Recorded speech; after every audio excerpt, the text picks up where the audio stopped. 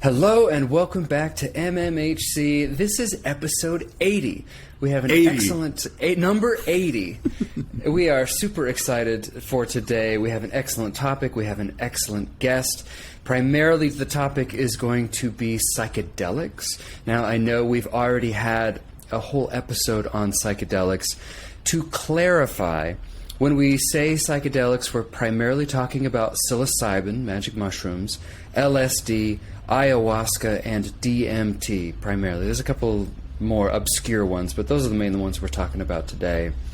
We did have a full episode on this in the past that gives a little more of the history, some of the basics of psychedelics, so if you're interested in that, please go check that out. But for today, we have an excellent guest who goes by the name Benoit Kim. He is a former policymaker turned therapist, a U.S. Army veteran, and the host of the podcast Discover More. Eddie and I just collaborated with Benoit, and we had a great episode. We had such a fun time. So please go and check out the episode that we did with Benoit and all the other episodes that he has on the Discover More podcast. Discover More is described as a show for introspective thinkers with growth mindsets seeking authentic life stories. His show was featured on top Apple Podcasts 200 chart twice in 2022 and recently became a top 2% globally ranked podcast. He studied at UPenn to become a policymaker. Then, while on a near deployment in Korea, he had his first episode of depression, which sparked a personal and career change. His education includes a Bachelor of Arts in International Relations and Economics. He almost got a Master's of Science from the University of Pennsylvania, but he didn't quite graduate due to a year of semester leave for the military. And he got his Master's of Social Work from the University of Southern California. Go Trojans. He intends on becoming a psychedelic-assisted psychotherapist in the future. And when he told me about this, I knew immediately that's what we were going to be talking about on our podcast, because I just love the topic of psychedelics. So, everyone, and by everyone I mean Eddie, please help me in welcoming Benoit Kim to the show. Woo! Benoit, welcome. Thank you. I had a hell of a day, but now I feel this bliss and excitement and really excited to pack 6 hours worth of bread and butter about psychedelics in 45 minutes. So if there's any group of guys that can do it, I think it's us. I do want to make one comment before we start, and it has nothing to add to the show, maybe a little bit. Earlier today when I was at work, we had like a staff meeting that we do like every couple of weeks, and while I went to the staff meeting, one of the teachers came up and he said, he like looked at the counseling center staff, the counselors, and myself. He goes, I want to sit with the mushrooms over here. And I'm just like, what the hell does that even mean? And he looked at me, he's like, you get it? The fun guys? I was like, all right. But so it kind of relates, not really, just wanted to share that. Let's get into it. And on that note, so Benoit, kick us off. Tell us a little bit how you got introduced to the topic of psychedelics, and why you're so interested in becoming a psychedelic-assisted therapist. yeah, we're starting with the most probably important experience I've had in my 20s. Mm-hmm. So I share this in part because there is a difference between being traumatized and having a traumatic experience. And a quick trigger warning is involved sexual trauma during my college years. I'm happy to share it now because I was able to work through this really, really difficult and vulnerable period of my life through the magical power of psychedelic assisted therapy or psilocybin. So I entered this vindictive path because I was a Christian, I still am a Christian, and I was part of Greek life. And I didn't want to necessarily save my marriage for my partner per se at the time in my early 20s, but I knew I wanted to be hyper intentional with who I give my virginity or who I partake with. And this person unfortunately took advantage of me one time, and I woke up with the trauma on the other side. And that sort of catalyzed a series of events and behaviors I'm not very proud of. I felt like I was a victim of my circumstances. I feel like she and the world did us dirty.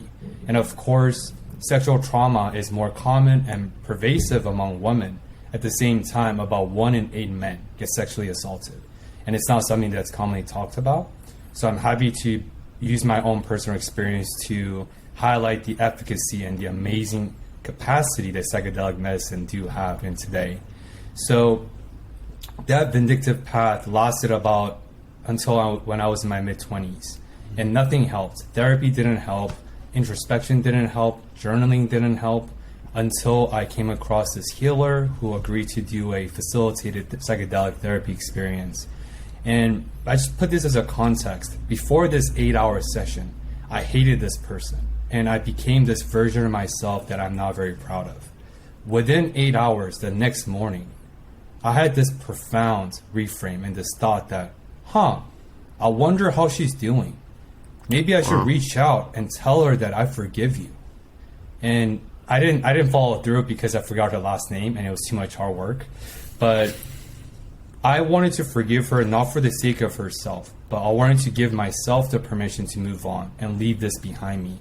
Not overcoming it, but moving through it. So, and through that I realized psychedelics and magic mushrooms cannot just be for party drugs and seeing all these colorways. It has to be something much more deeper than this. And I came across Johns Hopkins MAPS's research on psychedelics. They completed their 3rd FDA trial recently. And I realized, wow, this is a brand new world. How come the people in the world isn't talking about this? And that led me to my catalyst decision to become a therapist myself, also to leverage the amazing efficacy that psychedelics could bring to all those who need this help desperately.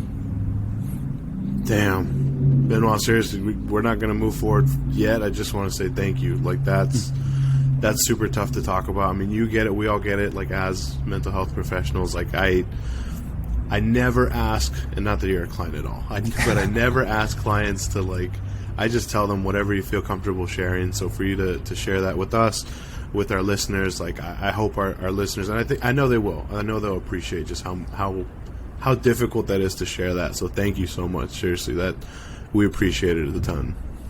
Yeah, thank you. I really feel like it's an important topic that's not discussed enough, even though the stigma around mental health has resided a lot. And it's cool that Gen Z especially, and us being millennials, really vanguarded that movement.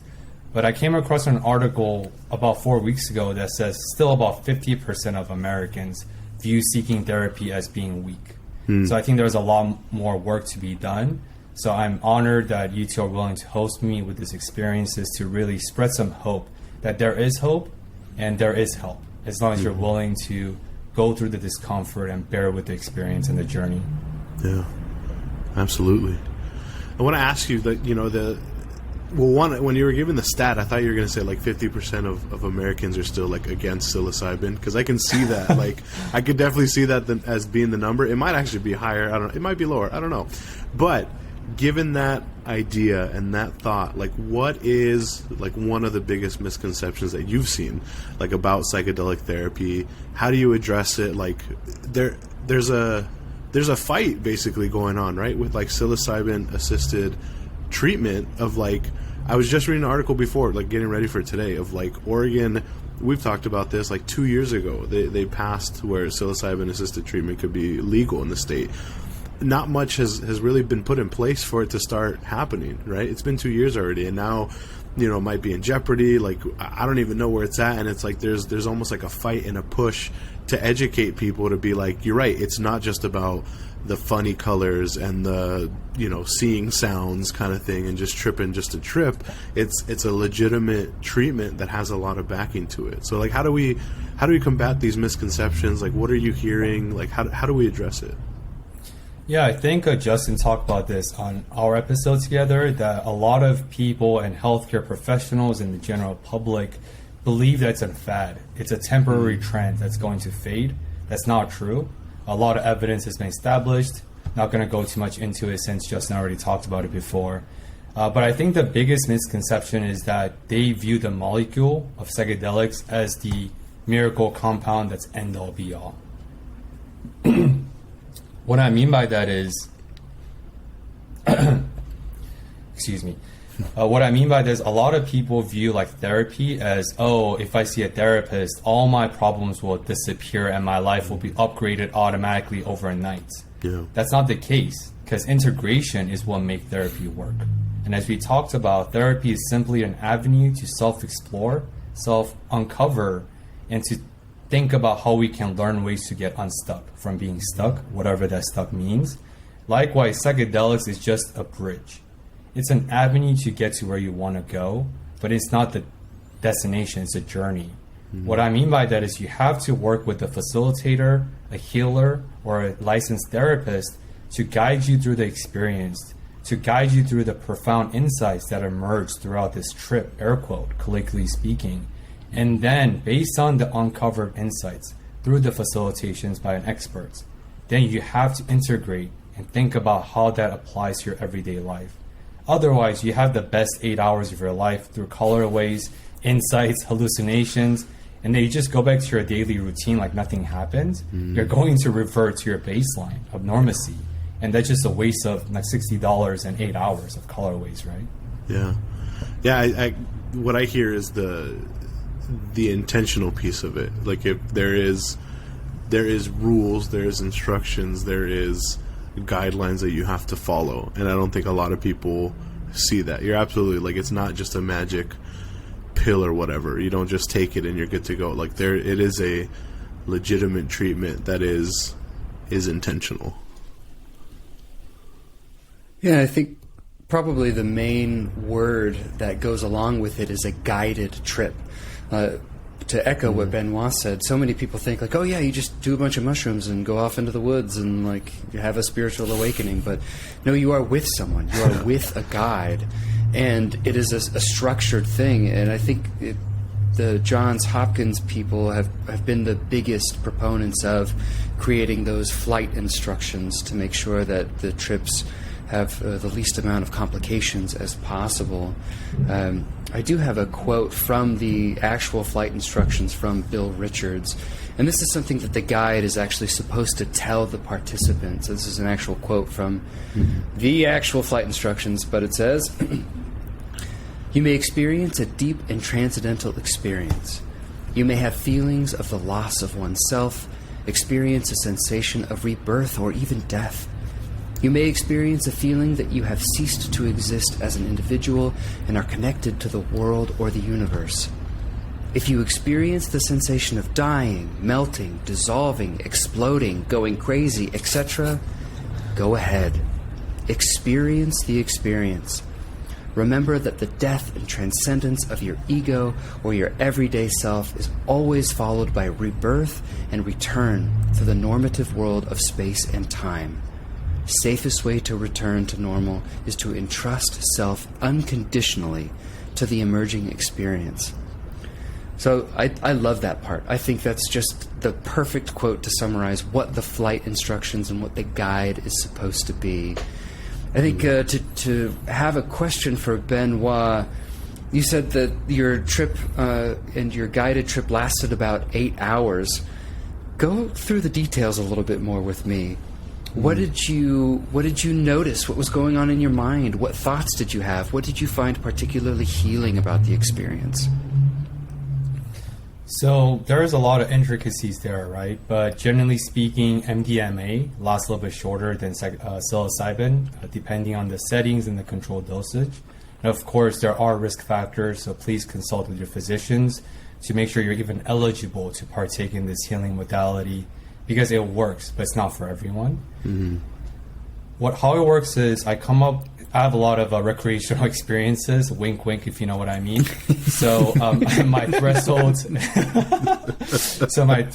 the capacity for psychedelics were higher than the average consumer, so to speak. So I took about a gram, 1.5 grams, which is about 10 times the normal microdosage. The recommended dosage is usually 25 milligrams or 10 milligrams, depending on how new the person is. And we set the intention, and I submit a playlist that I want to listen to throughout the experience. Because music and every little thing matters for those 6 to 8 hour period. And we agree upon a intention, we agreed upon the playlist, and we did like a pseudo flight instructions The guided person just told me that, hey, here are some of the things you to look out for. You may feel like you're not in control. Your reality might shatter. You might see some unexplainable things. You might have trains of insights 50,000 miles every minute that comes at you. You may forget how to speak. You may forget the most basic motor skills under the influence. Yeah. So I had a very healthy expectations to go into it because I've done it before, but never guided. And I think it reminds me of when I did it recreationally. I almost have to just survive if I had an air quote bad trip or if it was overwhelming through the lights and just overstimulation. But having a person, it's like a grounding pillar. This person will literally walk you through and talk you through the entire experience. That's why it's not the cheapest, because you're paying for 8 hours of hard labor and love for them to sit through your experiences together. At the same time, anytime you feel panicked or you feel like the world is out of control, because that's what it feels like at times, it's a reality-shattering moment. And ego death happens because of that often. The best thing that I heard from him is that, Benoit, remember that you are in control in terms of how you want to feel, and all of these are happening inside of your mind. At the same time, paradoxically, you're not in control. You have to let go and accept and feel the feelings and experience the experience, as the flight instructions quote just said. And that was a game changer when I realized, oh, I can't control how this goes. So might as well surrender and let go and see what happens on the other side. And I think that's what really clicked and helps for me. Man, this is so like deep and like existential. I'm like, damn, I don't know if I'm ready for all this. No, it almost feels like this experience, the experience or the feelings and all that is like, it's like principles of ACT and stuff. So that's pretty like acceptance and commitment therapy. Like that's cool. I appreciate you sharing that. Yeah, like this real story that's so like, and I don't even want to say the word like trippy because I almost feel like that that lessens like the importance or like the legitimacy of like a psilocybin or psilocybin assisted treatment, but like it just feels so like, yeah, like existential. That's cool. It is absolutely existential in a lot of different ways, and one of the ways that I've heard it described as is it allows you to make so much more progress in therapy so much faster, and it allows you to see so much more. And, you know, to be honest, in our world these days, we're all about instant gratification, and therapy takes time. And a lot of people don't want to dedicate an hour a week for 15, 20 weeks to do a full course of therapy. And that's one of the reasons why psychedelic therapy is so enticing, is because it is so much faster than what we have right now. And in a lot of ways, from the data that we have so far, it's a lot more potent. It's a lot better of a treatment. To kind of give you a comparison of the typical treatments that we have in mental health. So typically we use effect sizes when talking about how good treatments are at making an effect or causing an effect. Usually the range is a mild effect is like a 0.3, moderate's around a 0.5, and a high effect size is around 0.8. To give you an idea, SSRIs, are typical antidepressant medications, is like a 0.3. So the actual effect on reducing depression, reducing anxiety is mild at best. ECT, which is our absolute best treatment that we have, most studied treatment for depression, effect size is a 0.8. So it's a high effect size. We know it works. But I looked at a meta-analysis from 2021 from Luoma et al., that found that the effect size of psychedelic therapy was around 1.2. So even like significantly higher than ECT.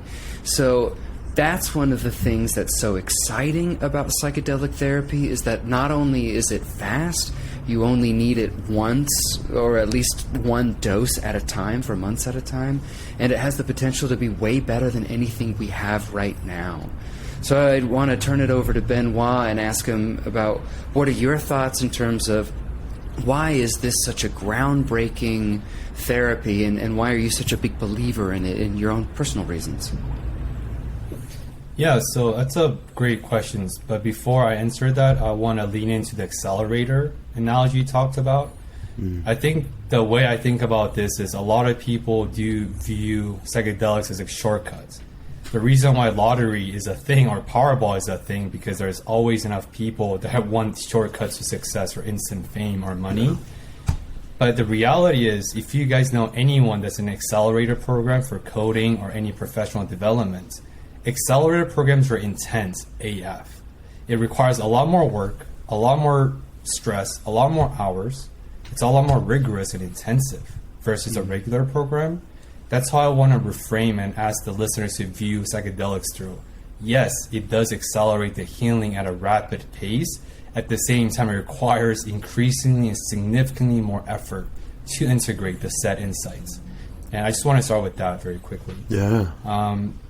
But I think that ties into my answer, right? Is that's how I view psychedelics, and that's why I believe in the avenue so much. But without being too nerdy, Get nerdy with it. It's okay. One of the contributing mechanisms for like psychedelics, these are a lot of speculations and theories, and people write theories and people are flawed, so theories are flawed, just to put it out there. But one of the mechanisms behind PTSD or post-traumatic stress disorder is actually ontological shock. Ontology is a study of reality, or perceptions of reality, and a lot of ontological shock happens in PTSD, which makes their reality breaks through a very traumatic experience, like deployment or otherwise, and they're unable to resume to their own reality based on the experience. So that's how PTSD happens on a very general broad stroke. Same mechanism of ontological shock happens and occurs during a psychedelic experience. That's what allows a breakthrough in an accelerated pace. But remember what I said earlier. It's accelerated because your world and your reality is being shattered and destroyed in 100-fold speed, versus you go through 3 years of therapy or 15 to 20 weeks of therapy, and for that a year or a year and a half, your reality gets shattered, broken, adjusted, updated, and now you can go back to your life as an improved version of yourself. So you're shrinking that into 8 hour to 2 to 4 sessions. Imagine the impact. And I hope that answers the questions somewhat directly. Hell yeah, that was dope. Yeah. My goodness. Well, you made a fan out of Eddie, then. Yes. Yeah. Holy shit. Like, your analogy, damn. This is like perfect. Like, this is like, if I can understand it, there's a lot of people that are now understanding it. So this is awesome. Hell yeah. Benoit, do not ask if that answered the question. It definitely did. Yeah, I really love the avenue of psychedelics, and like anytime I come across friends or like fellow, because my partner's a physician, so I'm friends with most people at Kaiser in LA. And every time I meet with them, we just geek out. And I literally talk to them for like an hour and a half about psychedelics. And then I'll be like, wait. Why didn't you cut me off? We'll be here for the next 4 hours until midnight on a Tuesday. And we have to wake up at 5. So, but I really believe in the avenue because I've experienced it. I know countless people have experienced it, and the research supports it. Of course, we're not just data. We're more than data, right? We're more than the sum of its parts. At the same time, it really works for those who are eligible based on the health criteria like I talked about. Yeah. One thing that I'm thinking about as you're sharing all this is how much like treatments, therapy, people getting help, it's so like numbers based, I guess, or like people won't believe it unless there's like the objective data. But I feel like this, I guess like therapy in general, but like so much of what you're sharing today is like, it has the numbers, it has the objective data, but it also has this like subjective anecdotal piece that I think is super impactful, and that I think people being able to hear that part on top of the numbers makes it like almost a no-brainer for some people. Like, yeah, like why why wouldn't we want to support this? Like, why would we not think that this is helpful? Like, look at the numbers and listen to what Benoit is saying. Like, this sounds amazing. So I just think it's a really cool like intersection of the objective, subjective, data, anecdotal like pieces. That Justin, he's the numbers guy, I'm the anecdotal guy. So now you're just like throwing us together and like putting it in like a way that's so easily digestible. So I just wanted to acknowledge that. I think that's pretty cool. Stats and facts, right? Stats and facts, baby. Hey. That's right. Yes. And it's so true. So much of the medical world, the data's got to be flawless. There's got to be multiple studies. It's got to be recreated, which is important. We need that evidence-based medicine. But one of the biggest criticisms of psychedelic therapy that you heard all the time, and luckily it seems to be going away now that more and more data is coming out, but the main criticism always tended to be, well, there's no controls. There's no controls in these trials. Like, it's really hard to create a control group in a trial with psychedelics, because if you take a psychedelic, you tend to know, and if you don't get the psychedelic, you tend to know that you didn't get it. So it's really hard to control. But either way, they were seeing that the people who took the psychedelics had this huge effect on depression, anxiety, substance use. And in my mind, it's like, it doesn't really matter if there's a control or not, because the perception to those people was that there was a huge change. And it did end up being lasting change in a lot of those people as well. So I don't think that criticism really holds up, but that was what people were really clinging to for the longest time. Mm-hmm. Yeah, and like the psychedelics is a very versatile compound, right? Like SSRIs doesn't really work with anxiety. It works somewhat with depressions, although 30 to an hour of rigorous workout or running produces amount of similar serotonin release as SSRI does. I share that because a lot of artists could microdose for creativity's sake, and an emerging phenomenon and established evidence with psychedelic phenomenon is creativity or increasing of creativity that's been studied and documented. So that's real. The second thing is it creates a neural reset. Like, helps in neuroplasticity, right? It makes your brain more malleable, because as we get older, we're like a CPU machine, kind of slows down a little bit. We get blue screens of death sometimes if you didn't get enough sleep. You're just malfunctioning left and right. And I do psychedelic psilocybin at least once a year. I'll be doing in December soon. I'll do a controllable dosage, and what it does is, yes, it helps with the intention, and yes, it helps with the healing, and yes, it's a cool, amazing experience with a lot of colorways and a lot of cool insights and things like that. And it helps releases some of the neurotoxins that's in your brain, and I'm sure Justin can talk more about that too, because a lot of these substances or behaviors or things we consume leave some residues of toxins in our brains over time, and it's not that big of a deal if you get your sleep well, because in your sleep, obviously your neurons are working hard to clean those and release those toxins.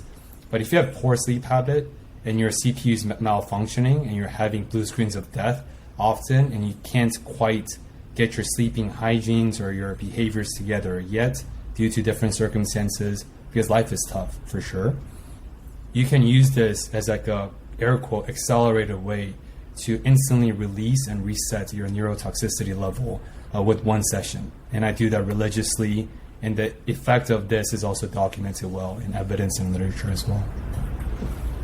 Yeah, and to build off that point, in the world of science and the world of mental health, there is a lot of really good data. Most of what we're talking about is macro dosing, so using a high enough dose that you feel the effects of the psychedelics. There is less actual studies and data on the effects of microdosing, but there are lots of good subjective or stories of people saying that it has helped significantly with creativity. As far as I know, just because I know, Benoit, you're always up on the data, are there more studies coming out about microdosing and the benefits of it? More than before, but not really. It's similar to like how do you prove how potent an edible is? Like now with being more legalized, right, there's more regulations and guidelines, and they're able to like scale it by regulating it. But with microdose, we're not quite there yet. Because you guys remember when marijuana was first legalized or decriminalized in certain states, a lot of people are going to hospitals because their edibles were way too potent for them to handle. So I think that's an issue that we still have to work through. But there is incredible wealth of documented anecdotal evidence, and some scientific evidence suggests that microdose still works to a lighter extent. And this just hit me, but my brain is firing because this is my jam. I love psychedelics. Fire away. The best analogy, I heard this from Mind Valley by the founder Vishen. It's a great educational format, Mind Valley. He talks about using the analogy of operating system for our brains. Like, how often do we upgrade the operating systems of our MacBooks or Microsoft or whatever? You have to, even with your phones, you have to upgrade. Even though I just upgraded my phone and the battery's killing me, but that's a different story. But you have to update it constantly, right? That makes sense. We're like, oh, okay, we get that. We're millennials, we understand. But how often do we upgrade our operating system? Whether that's our worldview, that's our perceptions, whether it's our rigidity, our flexibilities, our ability to be receptive towards the information. Our operating system is not that great, let's be honest, for most of us.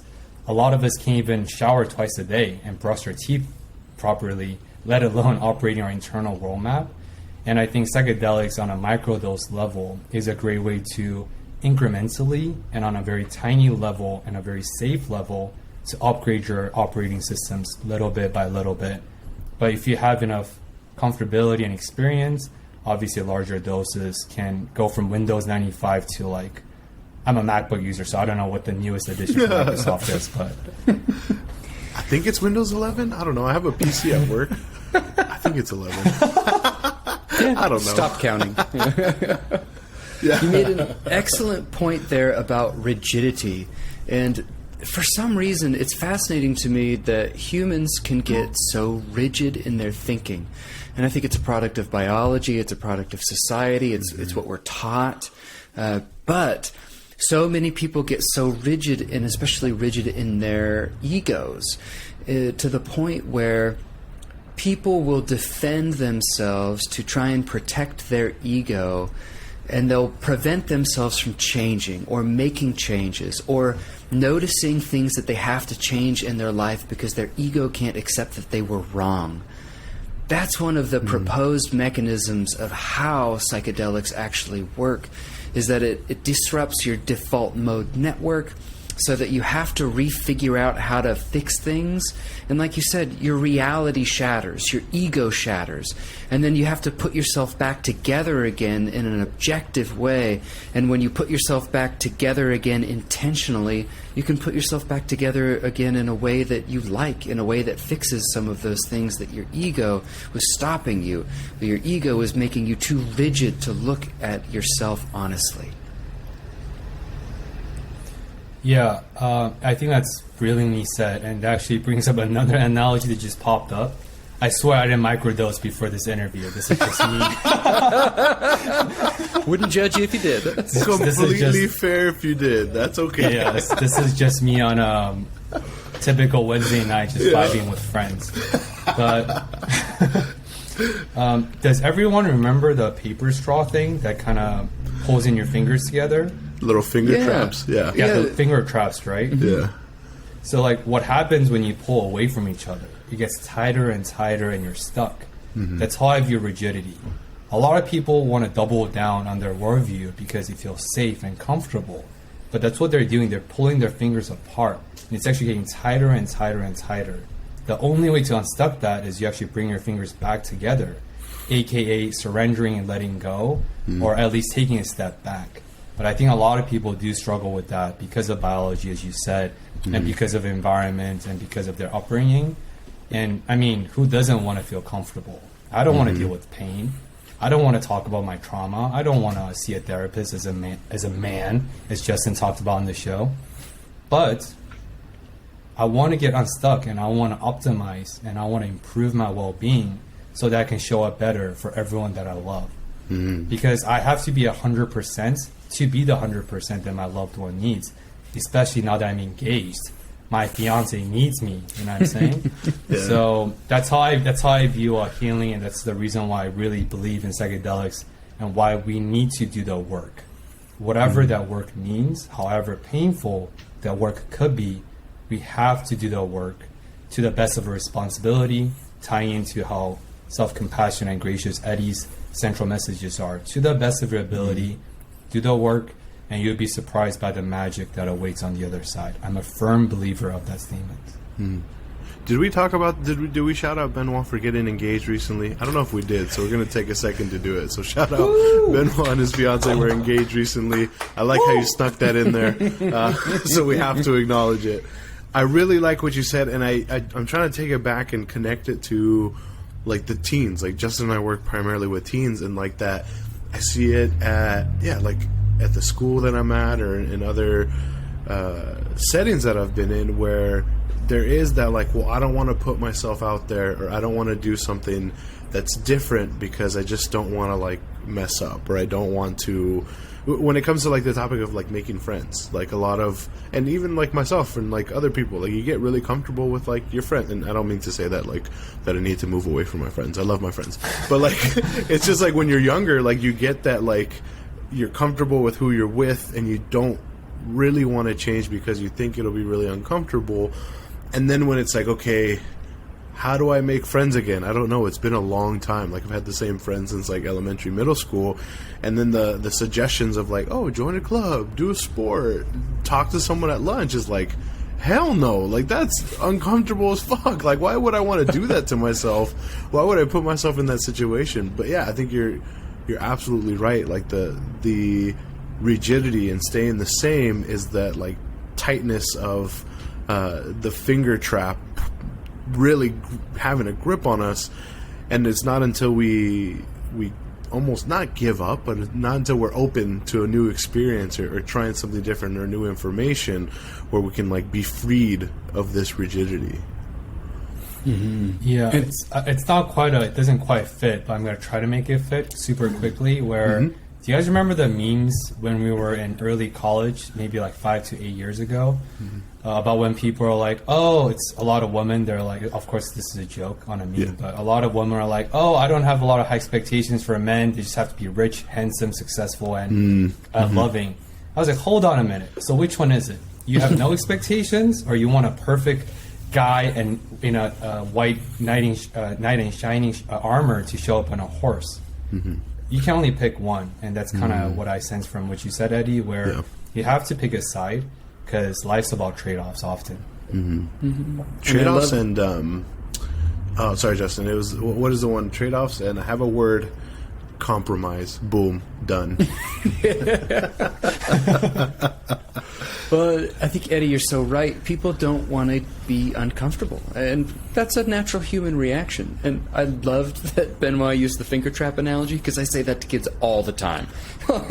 I tell, especially my kids who are like admitted to the hospital, and they're just like they're so angry and they want to get out, and I'm just like, the best way to get out is to just give in. Work with your therapist. Try and learn as much as you can. Try and better yourself as much as you can, because the more you fight it, the more you resist it, the more it clamps down on you. So I'd loved hearing you use that same analogy. But I think that's kind of going back to misconceptions as to why people don't want to be open to psychedelics. The people don't want to be uncomfortable. And the idea of doing something different, the idea of being out of control, the idea of your entire reality melting in front of you is uncomfortable. Absolutely. But that creates so much healing and creates such an area where you are open to more healing. And the data from a lot of the studies on the guided trips that say if you have the right mindset and the right physical setting, and if you have a guide, the rate of a bad trip is actually pretty minimal. I can't remember the exact number off the top of my head, but it's somewhere around 1%. Like, it's pretty small. And even if you do have a bad trip, I just read an article on this. It was like something like over 50% of people still found that to be an incredibly eye-opening and important experience in their life as well. So being open to something uncomfortable sometimes is what you have to do to make the change that you need in your life. Yeah, this might be a controversial statements, and if you guys receive any hate and the heat, redirect them to my way. I'll receive all the heat from this, from what I'm about to say. I don't think that bad trip is a thing. Like colloquially, yes, you have a bad air quote trip where it's not what you expected. The shattering reality was too hard because it's very dramatic. Not to sound dramatic, but it's very dramatic. And because of their urge to retain their control of this unknown experience, which is funny to even say it out loud, that's when this bad trip happens because they can't integrate. Like, what is this? I mean, experiencing, what are these colors? What are these shapes in the sky? I can see another world when I close my eyes. None of this makes sense. Someone help me. And they want to double down on their control. But the more you try to control of the unknown really kicks you in the ass manyfold. So I feel like even with bad trips, I think it's more about the trips that were unpleasant to your expectations versus having an actual bad trip per se. But I really stand by that because I've had numerous air quote bad trips. But when I journaled about it, when I did some Google University research of what does this mean, what did I just experience, I can usually take something away and integrate it to my life. And then I was like, wow, that was incredible. I don't know what the fuck that was, but I want to do it again. And gradually over time, you build the level. And in my case, I built up enough courage and comfortability and exposure to have my life-changing, truly, and healing journey that I had through my psychedelic experience. Damn. Very well said. I'm thinking of... this is stupid. I'm thinking of the... Good start. What's the line? It's like... I got it. Hold on. It's like, don't be sad because it's over. Like, be happy that it happened or something. Very loosely is like similar and related. Of like, yeah, it happened. You still had the experience and you still have the opportunity to make changes and come back from it. And that experience can still shape you in a quote unquote positive way or a different way that may work out better for you. So kind of close, kind of not close. I see some head nodding, so I'm going to take that. I like it. Great buy-in. Great buy-in. Oh. Well, I think we're getting already towards the end of our time. I think let's talk future stuff. So I know we talked a little bit about Oregon 2 years ago passing their psilocybin bill. Colorado just voted on legalizing psilocybin and won with 52% of the vote. So that's now 2 states and the District of Columbia, I believe, that have at least decriminalized it. In Colorado, the new law allows for the use of psilocybin at state-regulated sites called healing centers. So I'm excited to see if that actually translates into actual healing centers where people can sign up and go do this. It also legalizes personal use, growing, and sharing of psilocybin, DMT, mescaline in adults over the age of 21. Commercial sale is still illegal. So they're not going to be, it's not going to be like the cannabis industry where all of a sudden these major corporations are dumping millions of dollars into growing as much weed and selling as much weed as possible, which I agree with. I'm glad they didn't do that with psilocybin. States like Oklahoma and Texas are drafting legislation to explore psychedelic research. Around 60 different bills within the past couple of years have been introduced in the United States to research psychedelics, but most of them never actually go to a vote. That's why the Colorado one was such a big deal. So, what's timeline? What's future? What do you see this as? Like, do you see it continuing to be something of a backroom practice with healers? Does it become more mainstream? What do you think? Projections into the future. Use that frontal lobe. Whatever I'm about to say, I am not attached to anything I'm saying. Anything I'm about to say could be wrong tomorrow, a month from now. So please don't hate me for it. This is all fun and games and educated guess. I just want to start with that disclaimer. I am actually pretty concerned about the current psychedelic renaissance we're in, air quote, as a lot of people talk about it. And we briefly touched that on our episode together, episode 115. What I mean by that is there's a lot of talking heads who want to hop onto this trend of the popularity or increasing popularity of psychedelics. A lot of people are getting interviewed. A lot of people are advocating themselves as this holistic psychedelic gurus. If you call yourself a guru, you're probably fake. Guru is bestowed upon. You don't call yourself a guru, right? Often. And because of that, I feel like a lot of the real evidence and healing potentials are overshadowed by all these social media, all this exposure, all these renaissance with all these talking figures. And I think in terms of science, we're finally catching up since the 60s by Nixon, Anman. At the same time, I think the legal or the policy arms, as a former policymaker, we are very behind. Tim Ferriss, who's a huge advocate for psychedelics and MAPS through Johns Hopkins, a lot of them talk about the science is here, period. At the same time, the policy and the infrastructure to support the science is not here. Harvard Law School created their first psychedelic research legal center, I think about a year and a half or 2 years ago. My timeline could be a little bit loose after the pandemic.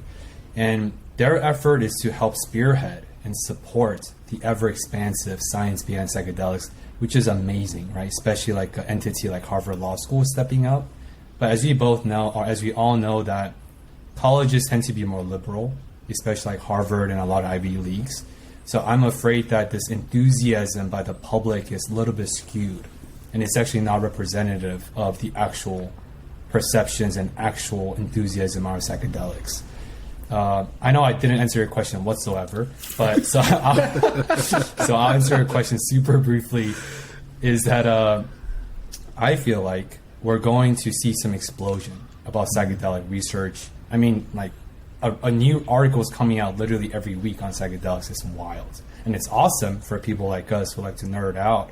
At the same time, I think the gap between research and policy is only going to expand at this current rapid expansions of research versus the stagnant and unchanging policy aspect. And I think that's going to create some negative ripple effect that's unforeseeable. In addition to big pharma, now they want a piece of the game. And they got a lot of money, a lot of time, a lot of resources. They got everything. So once there intervenes into this, I know for a fact it's going to taint the purity of this medicine that I truly, truly love and believe in. And yeah, I'm a little bit concerned about that. At the same time, I'm also aware of the nuances that big pharma does have their resources, so they can be that springboard to really help launch this helping and life-saving medicine. So I feel very conflicted, but I'm hopeful about the future. As I tell people that if you're born anytime after 2000s, you're born into the greatest era, period. And the people who are born in 2050s, they're born into the greatest era, period. So I think on a whole, like a overall societal level, I really believe, and I'm saying this because I'm very cynical through my policy experience, so I'm saying this in part for myself as well. But I think at large, society is swinging towards the right directions, and the journey may not always be easy, but I think the outcome will be worth it. And when that day comes, I think a lot of millions and millions of people's lives will be changed and saved, like my own. And I'm really excited that we are in the midst of this exciting time, honestly. It's very, very exciting to be alive in this very period where we're old enough that we can actually venture or talk about these things. And hopefully we can be the mentors and the elders, so to speak, in this era, like 20, 30 years on the road, and impart some needed insights, wisdom, and support for the next generation. But I'm very hopeful overall, but I do have some concerns here and there. Damn. Benoit, are you tired of blowing Eddie's mind? Justin, well, you can stop me if you want. I feel like I need to make a creative decision on the spot. We usually do take-home points. Like, we'll hit like a few things here and there. I don't think we're good enough to do some take-home points for this one. I think, Benoit, you fucking crushed it. Thank you. This was awesome. I think what's cool about this, like not just today's episode, but just the whole, we've all three of us have shared about our podcast journey, you know, and since meeting each other. But I think what's really cool about all of this is just that we get to like continually learn while having like a good ass time, like recording and putting out content and like having people that like listen to it and enjoy it. So like I feel like I learned so much today, and it's like one of those things where you get like that feeling of like excitement and like, man, I gotta read more. Like I need to look this up more often. Like I want to look this up more often. This is really cool. So thank you. I want to say thank you for doing that for us, for sharing with us, for having us on your show and not coming on our show. Like just thank you, Benoit. Like I appreciate it. I know Justin appreciates it. So I'm not giving a take home point. I don't have a good enough one. I think yours is good enough for all of us. Yeah, I appreciate obviously the affirmations, and yeah, I still can't believe there's all these people who choose to listen to us. You know, people, it blows my mind that this passion project that I started with friends 3 years ago is becoming this thing with listeners from 21 different countries. I just saw the Wrapped by Spotify. Yeah. It blows my mind truly. But I think the real cherry on top, no. I think that's the cherry on top. I think the real appetizer and the main dish is the connections we build. And like, I mean, one of you live in Omaha, one of you live in Oregon. I live in LA. Like, when could we possibly ever meet? Yeah. That's, like, go to a bar? Like, what? That doesn't make any sense. Yeah. I know Bumble has a making new friends feature, so maybe through Bumble in a different lifetime. But yeah, it's insane, and I always used to feel a little bit lonely because I feel like, where can I find people that can talk about everything with in a very mindful and intentional way where the attention is dying fast? And through podcasts, I found that avenue, and I think I've interviewed 85 people by this point, and not everyone's friends, of course, but like a good portion of those people, they're wiser than I am, they're smarter, they're more accomplished, they have more experiences. But do you see the humility? Like, I know, Eddie, you're joking around, but like your humility and your compassions and our ability to willing to initiate and make new connections despite the fear of rejections and all this fear we all have, tying back to your earlier conversations. It's amazing, and I this is what I live for. I hate the SEO, I hate the distributions, I hate the marketing, but these conversations every week is why I'm excited to hop on after a long-ass freaking day at work. Since all of us do more than just this, right? Yeah. I'm honored, and I really appreciate you guys for having me, seriously. Of course. We're honored to have you, sir. And I know we talked a little bit about what you're involved in, but yeah, this is your shot to give the listeners, how can they find you, and how can they get in touch with your content?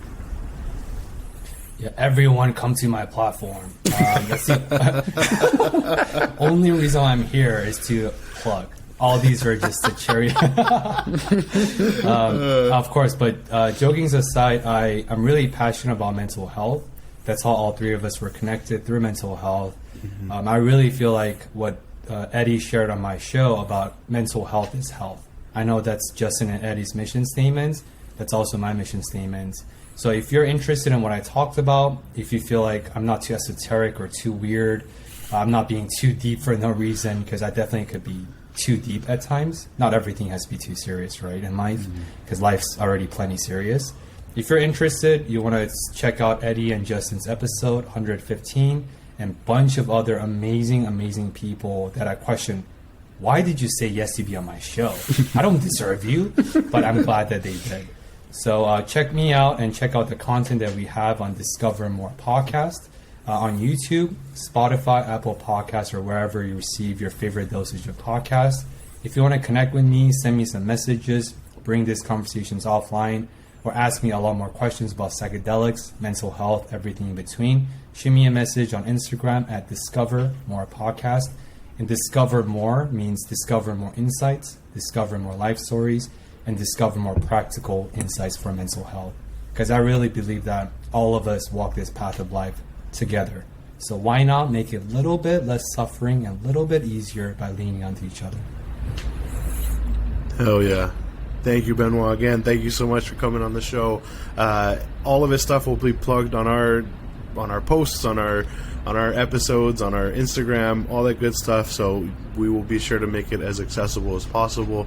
Justin, I'm playing us out. We are done for today. This is too much mind-blowing for me.